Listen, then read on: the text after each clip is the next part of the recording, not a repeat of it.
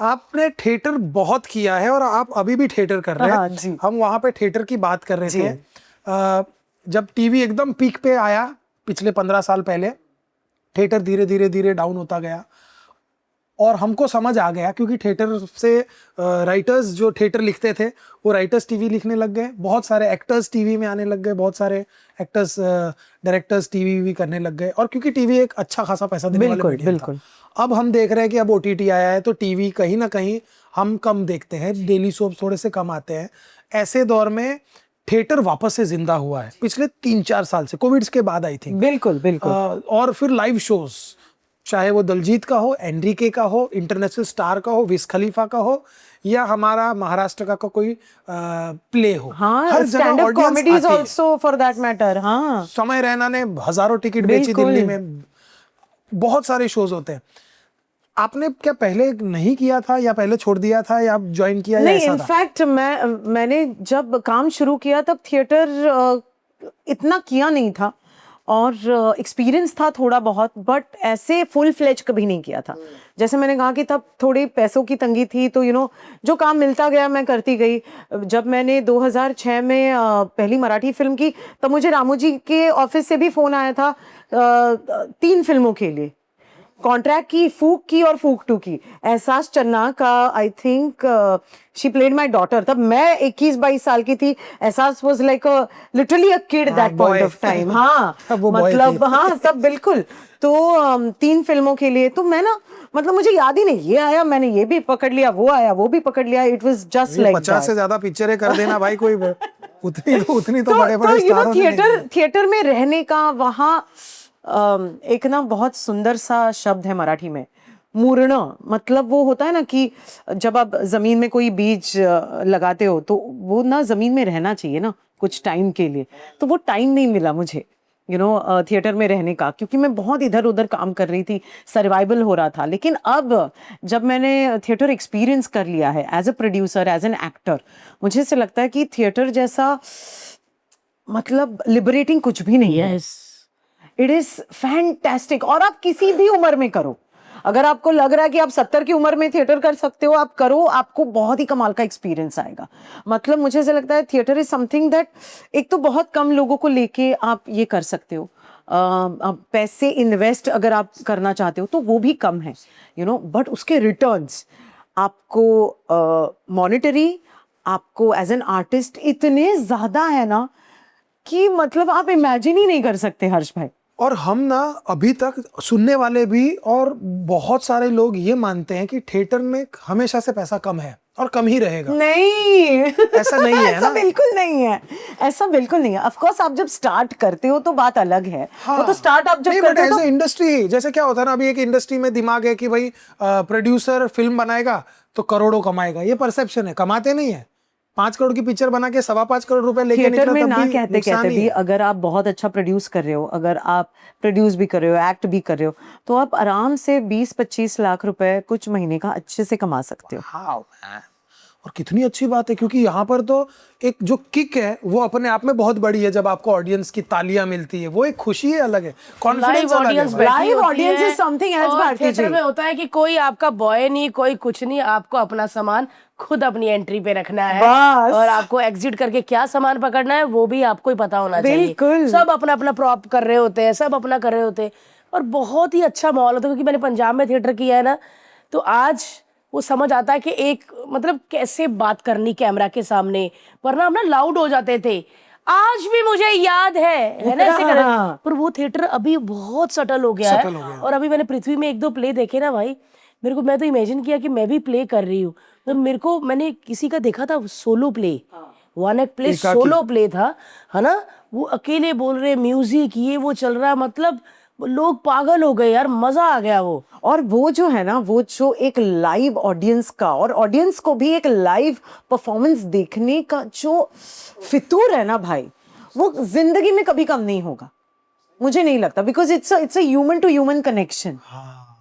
मतलब अगर एक चीज अगर मैं कर रही हूँ, उस पर अगर भारती जी को हंसी आ रही है, आपको नहीं आ रही है, it's a different experience that both of you are having, और वो बहुत ही पर्सनल कनेक्ट हो जाता है। तो ये पैसा नहीं है एक तो बहुत ही गलत बात है, बिकॉज मुझे लगता है कि थिएटर में समृद्ध होते हो आप। वाओ। यस, हमारे शो पे मैं और स्वप्निल और मधुगंधा कुलकर्णी जो हमारी राइटर है, हम तीनों प्रोड्यूस कर रहे हैं और हम तीनों एक्ट भी कर रहे हैं। तो शो शुरू हो गया? हाँ, सो लग्न पंचमी करके ये नाटक है। इट लग्न टॉक्स अबाउट पंचमी। लग्न पंचमी। अच्छा। इट्स लाइक जैसे रंग पंचमी होती है वैसे। It talks about marriage, it talks about this couple and their parents and counsellors, और वो कैसे मतलब you know at the end of the day अगर आपको किसी के साथ रहना है तो यू नो आपको उसकी अच्छाई उसकी बुराई सारी एक्सेप्ट करके आपको रहना है। And it is a hilarious take on marriage, hilarious. मतलब हमारा 2 सवा 2 का प्ले है एक्चुअली, वो 3 सवा 3 तक जाता है बिकॉज हमको ऑडियंस रिएक्ट कर दिए, वी हैव टू वेट। तो ये जो है ना भाई, ये इट इज एब्सोल्युटली एस्टाउंडिंग। तो कितने शो हो चुके हैं? अभी तक कुछ 19-20 हो चुके हैं। इधर ही पृथ्वी में? नहीं, यहाँ पे मतलब अभी मतलब महाराष्ट्र में, मतलब अब कब होगा दोबारा? अभी मैं आपको बुलाऊंगी। प्लीज बुलाना यार, मेरे को तो मराठी बहुत अच्छे से आती प्रतीक है। गांधी और उनकी वाइफ आके गए, बहुत एंजॉय करके गए। और मतलब जो भी आ रहा है ना, कह रहे हैं 3 घंटे हमारा फोन कहाँ पड़ा था हमको याद ही नहीं है। सो ये फीलिंग किसी को देना आज के जमाने में, इट्स जस्ट सच। और वही है, राइटिंग इज फैंटास्टिक। हमारी जो राइटर प्रोड्यूसर है मधुगंधा कुलकर्णी, जस्ट मतलब it is fantastic, the writing is just fantastic. क्या बात है यार, because it's a perspective of a female, क्योंकि औरत ने लिखी है। बिल्कुल, वो पर्सपेक्टिव के साथ लिखी और होगी। वो एक काउंसलर में भी आती है, वो एक हाउसवाइफ, एक वर्किंग वुमन में भी आती है, और एक मम्मी के नजरिए से भी आती है। भाई साहब, क्या बात है यार, ये तो बहुत बहुत तगड़ी चीज है यार। कब कर रहे हो दोबारा अभी? करेंगे, हम आना है यार, डेफिनेटली विल हमको लेट यू नो। ये लाइव चीज ना बहुत कमाल चीज है यार, बहुत क्रेजी और है, हर्ष भाई को तो मराठी आती भी है ना। बहुत खूब मैं तो मस्त समझ, वाला। मतलब मेरे को नहीं आती बट मेरे को समझ आ जाएगा।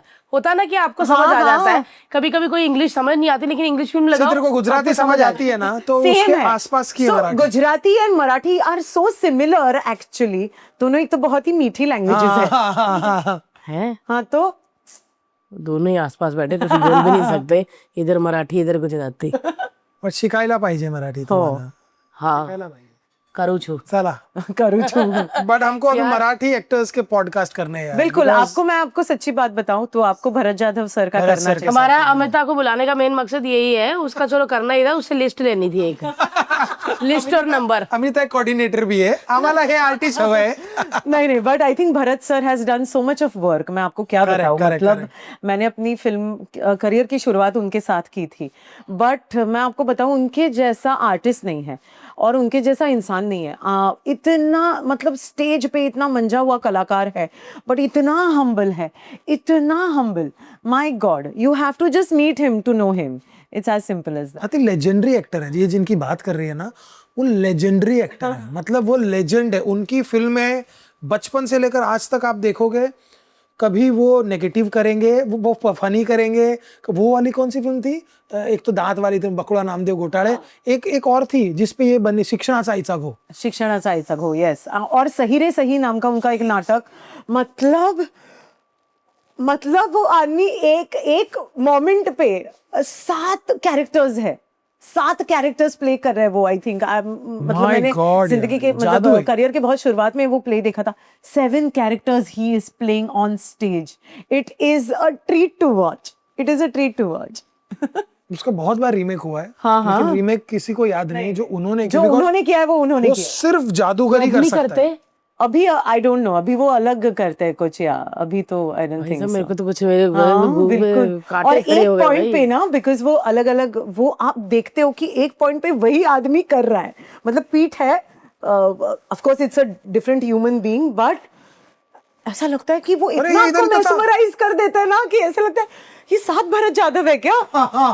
सातों के साथ है क्या यहाँ पे, ऐसे लगता है। समझ रही है कि अगर फॉर एग्जाम्पल किसान है तो किसान के कपड़े में डुप्लीकेट भी खड़ा होगा, लेकिन वो उल्टा खड़ा होगा। हाँ। और जो दूसरा बंदा है वो ये, तो अब यहाँ पे तेरे को पता है कि ये भरत जाधव ही है, लेकिन ये उल्टा है और कोई और डुप्लीकेट है, और यहाँ पे वो बोल रहा है अरे, फिर तो ऐसा होता है ना कि आपको लगता है कि भाई ये क्या है, ये बहुत बड़ी कोरियोग्राफी है। कोरियोग्राफी बहुत बड़ी चीज है, इसमें नोवेल्टी है, कितनी नोवेल चीज है यार। मेरे को अभी याद है, और ये बहुत पुरानी चीज है, आई थिंक ये बहुत साल पुराना है my God, 15-20 साल पुरानी। हाँ यार उनको यार कांटेक्ट कर पॉडकास्ट करना है यार। नंबर देना मेरे को। बिल्कुल। स्वप्निल भाई का भी, स्वप्निल को भी करो। स्वप्निल ने तो इतना काम किया है, हिंदी हो मराठी हो, अब मराठी का तो वो सुपरस्टार बचपन से है, लेकर बचपन से लेके अभी तक काम ही कर रहा है। हाँ वो कृष्णा बना था बचपन में। हाँ, अच्छा कृष्णा ये होता है, ये ऐसे मेरा कैसे कहाँ कर- चला गया था? आपका ये हो गया था, ये हो गया। ये तो भी कहूँ मेरा बच्चा ऐसे क्यों बनाता है? अरे राम ये बोला। अच्छा ये वो वाला है ना, अरे राम हरे अच्छा। राम। अच्छा कृष्णा ये है, ये नहीं है, ये पता नहीं कौन है, ये कृष्णा है। अरे बाप रे, मैं तो है सारी उम्र यही बनाती रही। ऐसे ये बीन है। ये बीन है।